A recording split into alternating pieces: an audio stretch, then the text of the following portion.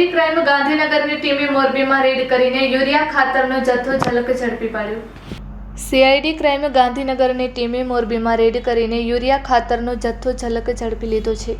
ખેતીવાડી અધિકારીએ જથ્થો સીલ કરી સેમ્પલ લઈને લેબોરેટરીમાં ટેસ્ટ માટે મોકલ્યા છે.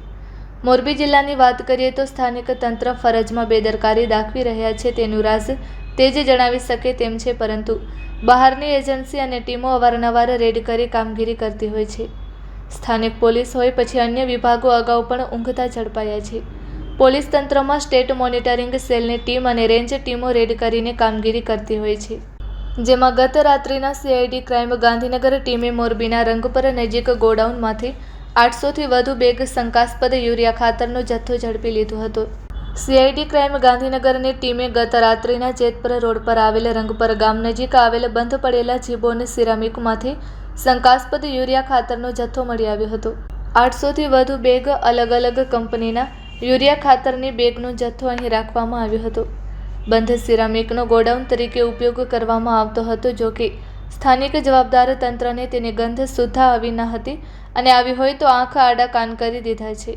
પણ ગાંધીનગરથી સીઆઈડી ટીમને બાતમી મળતા ગાંધીનગર સીઆઈડી ક્રાઇમ ટીમે રેડ કરી જથ્થો ઝડપી લીધો હતો અને મોરબીના ખેતીવાડી વિભાગને જાણ કરવામાં આવતા હાલ જથ્થો સીલ કરવામાં આવ્યો છે.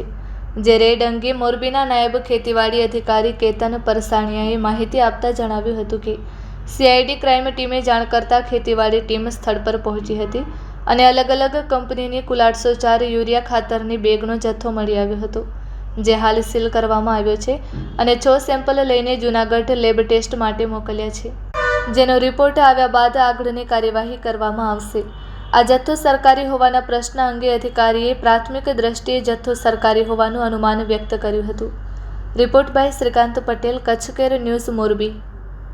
સીઆઈડી ક્રાઇમ ગાંધીનગર પોલીસ દ્વારા રાત્રિના સમયે ટેલિફોનિક જાણ થતાં અમારી ટીમ પણ સંયુક્ત પહોંચી અને સંયુક્ત કામગીરી કરવામાં આવેલ છે. તેમાં આપણે જણાવીએ તો એ જનરલી છે ને જીબોન સિરામિક ફેક્ટરીના બંધ ફેક્ટરી પડેલ છે, જેના પાછળના ભાગમાં રંગપર ગામ ઇન્ડસ્ટ્રી વિસ્તાર છે, જ્યાં રેઝિન બનાવવામાં આવતું હતું અને હાલ ટૂંકમાં બંધ હતું રેઝિન બનાવવાનું એવું જણાવેલ છે. ત્યાં જનરલી ઇફકોની આપણે 431 બેગ, આઈપીએલની 75 બેગ, જીએસએફસીની 44 બેગ, ક્રિપ્કોની 48 બેગ, ચંબલ ફર્ટિલાઇઝરની 19 બેગ અને જેએનએફસીની 47, એમ કુલ કરીને 804 બેગ જે જથ્થો જોવા મળેલો હતો અને જે અટકાવવામાં આવેલો છે જથ્થો. અને ટૂંકમાં એના 6 સેમ્પલ લેવામાં આવેલા છે અને આ બધા સેમ્પલો આપણે જૂનાગઢ રાસાયણિક ખાતર ચકાસણી પ્રયોગ ખાતે મોકલવામાં આવે છે. આ ટૂંકમાં જથ્થો રેઝિન બનાવવાનો ઉપયોગ કરવામાં આવે છે આનું સામાન્ય રીતે, અને આ જથ્થો હજી તપાસ ચાલુ છે, ક્યાંથી મળી ગઈ બધી તપાસ હાલ ચાલુ છે અને જે તપાસ થતાં આગળની કાર્યવાહી કરવામાં આવશે સંયુક્ત.